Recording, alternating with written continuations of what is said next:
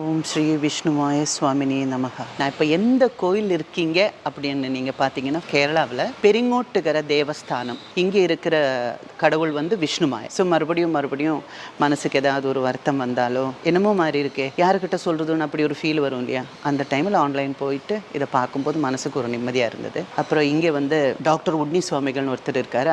அவங்க ஃபேமிலி இங்கே தான் இருக்கிறாங்க. நம்ம ஒரு கல்வெட்டுகள் ஒவ்வொரு பிரதிஷ்டைகள் பார்க்கும்போது இது என்ன அவதாரம், இதனோட கதைகள் அப்படின்னு கேட்டால் அவர் கரெக்டாக ஒவ்வொன்றா நமக்கு எக்ஸ்பிளைன் பண்ணி கொடுப்பாங்க. எந்த அவதாரம் எந்த டைமில் நடந்து அதெல்லாம் சொல்லி கொடுப்பாங்க. இப்போ நீங்கள் கேட்கலாம், விஷ்ணுமாயா டெம்பிள் நிறைய இருக்குது அப்படின்னு.